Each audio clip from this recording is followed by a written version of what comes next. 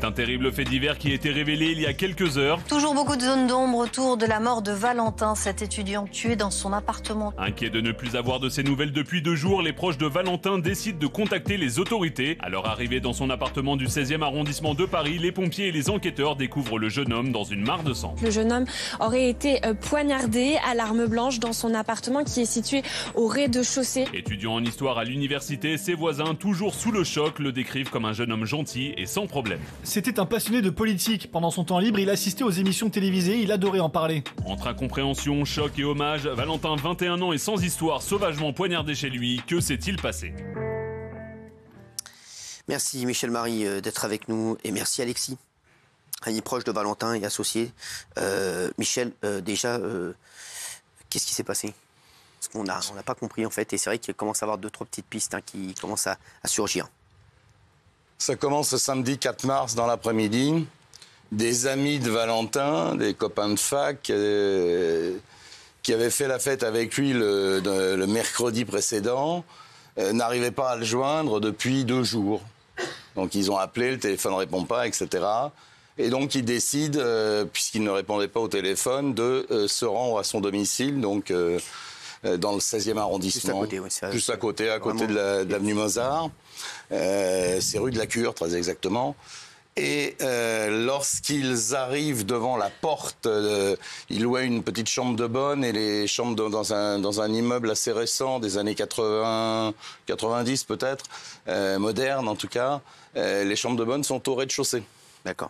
Et donc il avait loué ses parents lui louaient cette chambre pour qu'il fasse ses études. Il était étudiant en 3e année de licence d'histoire à Paris 8, à Saint-Denis.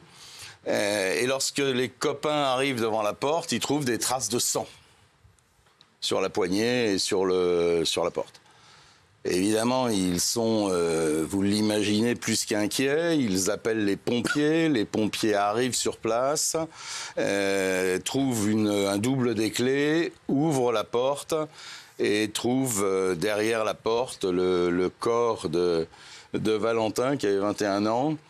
Il a été tué à coups de couteau, très probablement. La police, évidemment, arrive sur place et constatation. La brigade criminelle est saisie et l'enquête démarre. Mais ça, c'était ce week-end. Voilà le résumé de... Il y a eu des signes d'infraction, pas ? Pardon ? Il y a eu des signes d'infraction au niveau de la porte ? D'effraction. D'effraction. Non, il n'y a pas de signe d'effraction. Alors, quand il n'y a pas d'effraction, on sait qu'il y a 2 digicodes. Il faut soit avoir le code, soit avoir un pass, un Vigipass. Donc, c'est très compliqué d'accéder à l'intérieur de l'immeuble.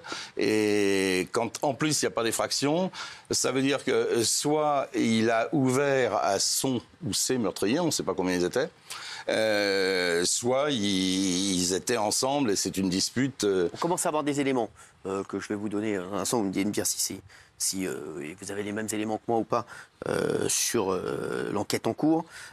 Alexis, vous êtes un proche de Valentin, vous êtes son associé. Vous avez appris ce drame comment vous ? J'ai appris ça samedi soir. Une amie de la faculté de Valentin nous a contactés sur les réseaux sociaux de CS Actu et immédiatement j'ai été mis au courant.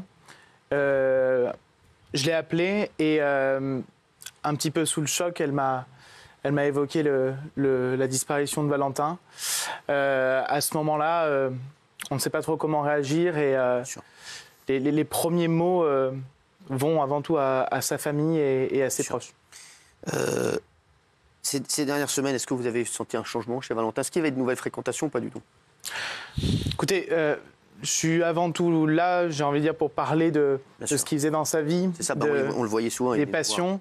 Je le voyais énormément dans un cadre professionnel, dans le cadre du journal, mais je n'ai pas d'éléments sur sa vie personnelle privée. Alors, il voulait absolument travailler dans les médias. C'était son rêve. Je vous dis, il venait souvent nous voir ici. Valentin Mokhtar le connaît très bien. Et c'est vrai que c'est quelqu'un que nous on connaissait et c'est vraiment qui était sans problème. C'est incroyable. Donc c'est pour ça que quand on a appris le drame, Michel, on s'est dit, on comprend pas, c'est vraiment quelqu'un de sans problème. Gilles, tu le connais ? Aucune histoire apparemment. Il aimait tellement la politique et puis vos émissions qu'il était dans le Face à Baba avec Olivier Véran. Il était dans le public, c'était un passionné, il voulait se destiner à ça. Alors sans problème aujourd'hui, il y a juste visiblement, il y a 3 ans à peu près, trace d'un racket quand il arrive à Paris et d'un vol.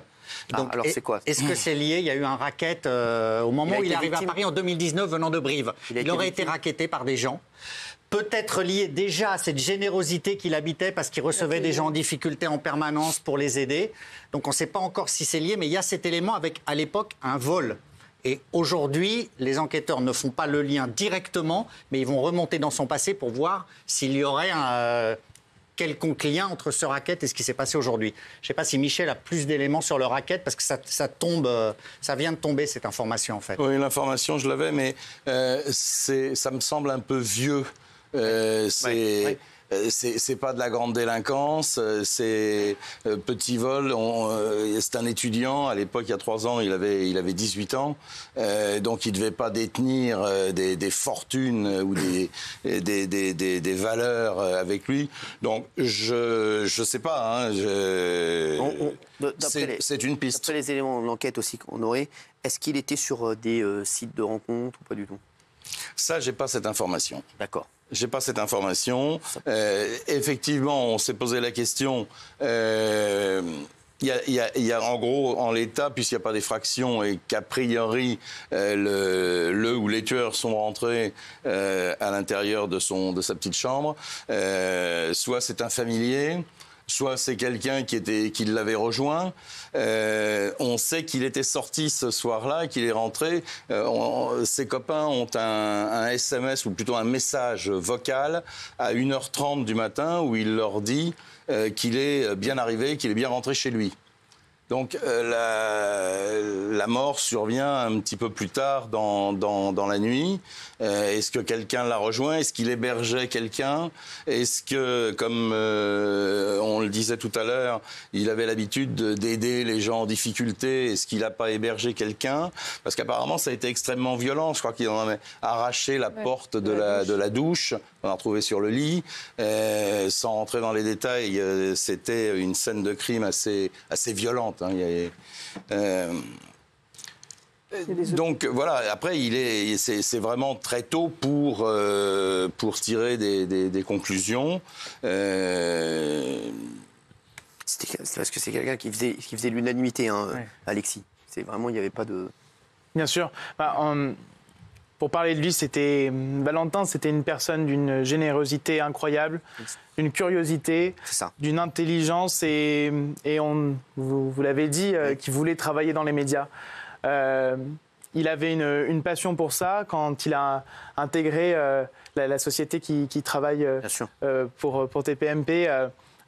Il était vraiment dans un cadre qu'il aimait. Et ça se ressentait encore plus de notre côté parce qu'il avait en permanence des projets qu'il voulait apporter.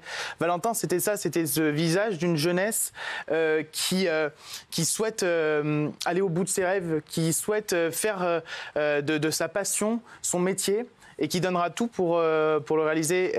Et je pense que dans l'hommage qu'on peut lui rendre, c'est avant tout ça. C'est de se dire que cet étudiant et ami reflète une source d'inspiration pour beaucoup d'étudiants. Sa famille, elle a réagi. C'est vrai que quand on apprend comme ça la mort d'un proche, vraiment, on s'y attendait pas du tout. En plus aussi sauvagement, Gilles. C'est la stupeur totale parce qu'il y a un contraste absolu entre la personnalité et la violence de la exactement. De la scène. Sa générosité, les restos du cœur, des associations, l'aide à des gens en difficulté et la violence terrible de la scène. 3 coups de couteau, du sang partout, une pièce totalement dévastée. Alors, on ne sait pas encore s'il y a eu vol ou pas, mais voilà, la scène de meurtre est d'une violence terrible et il y a un contraste qui fait que les enquêteurs pour le moment se demandent exactement ce qui s'est passé. Il me semble qu'il y a des empreintes quand même déjà qui ont été retrouvées qui pourront leur permettre d'avancer et je crois aussi qu'un couteau a été retrouvé, sans doute peut-être l'arme du crime, ce qui va permettre aux enquêteurs d'avoir une vision un peu plus claire de la scène du crime et de ce qui s'est passé dans ce drame.